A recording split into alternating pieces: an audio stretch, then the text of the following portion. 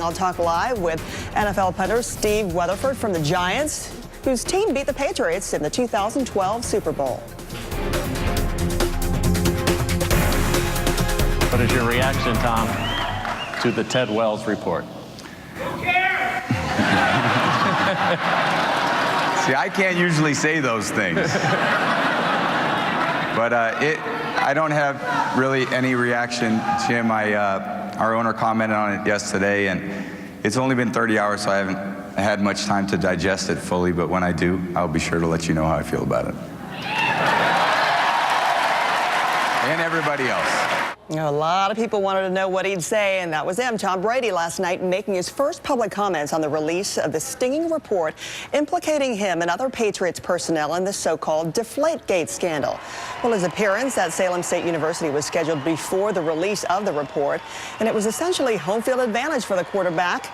As you can see, and as you can imagine, he got a rock star's welcome as he took the stage there with sportscaster Jim Gray. Well, this morning, the league is still weighing disciplinary action over the report's conclusion that it's, quote, more probable than not that two Patriots employees deflated balls before the AFC Championship, and also more probable than not that Tom Brady was at least generally aware. Brady has previously denied knowing the balls were deflated. Well, the report did clear Patriots management, Coach Bill Belichick, and the head equipment manager. Brady's agent has blasted the report as a, quote, sting operation, which unfairly left out critical pieces of his client's testimony that would have added much needed context. And while it remains to be seen what this will mean for his legacy, Brady seemed to suggest he's not too concerned. I certainly care what the people that are close to me think and what they care about. I think also as a public figure, you learn that there's not everyone's going to like you either. So good, bad, indifferent, there's a lot of people that don't like Tom Brady, and I'm okay with that.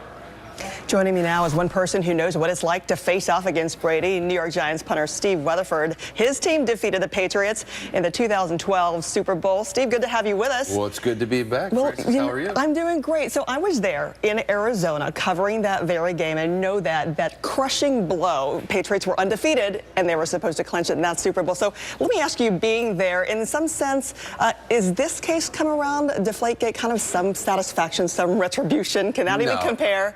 Not at all. You know, Okay. Tom Brady's done an incredible job. He's had an incredible career, 5-time Super Bowl champion, and by no means do I think this tarnishes his legacy and the body of work that he's put together. I think if you look at the game that is in question, they won by 38 points. But even some saying he won that because he cheated, some will argue. He got there. He could have been throwing a bowling ball that game. They won by 38. Okay, well, point taken, point taken. I want to ask you this, a lot of reaction to this Wells report here from current NFL players.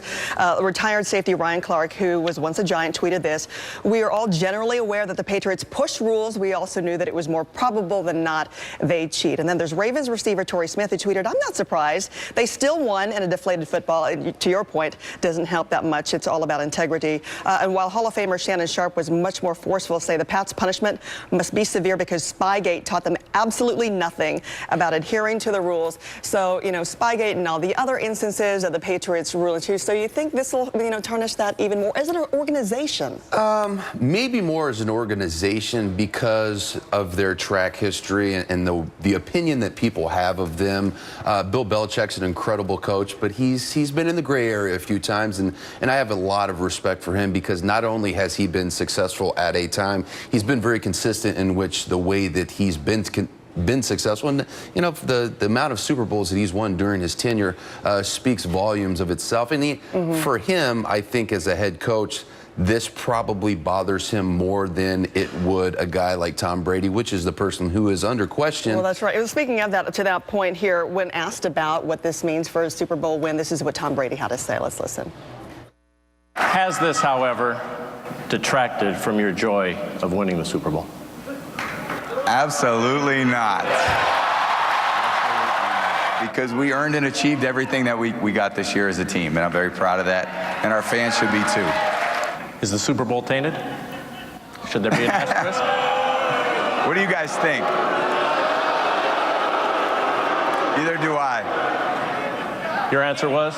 Either do I. I kind of see you nodding your head. It was an affirmation I'm there. very surprised to see Tom Brady kind of sloughing it off and laughing about it a little bit. Because there has been no punishment handed down. Do I think he should be suspended or punished?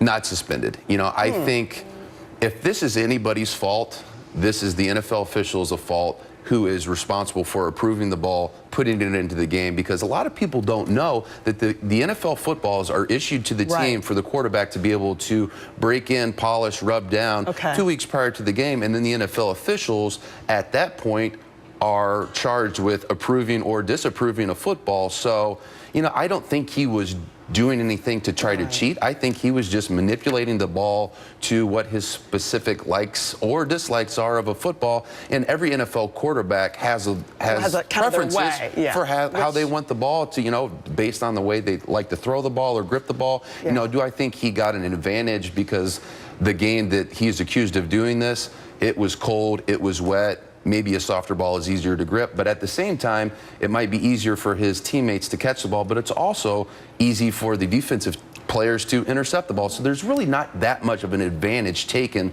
by Tom Brady by having softer, inflated footballs. Right, from the guy whose team took him on and took him down in that Super Bowl in 2012. We thank you for that, and we'll see if the suspension turns out with anything. You know, that's a season full. He's still a Super Bowl champion no matter what. So, you know, you got to take your hat off to him. He's an incredible player, softballs or not. All right. Well, thank you for that, Steve. Appreciate it.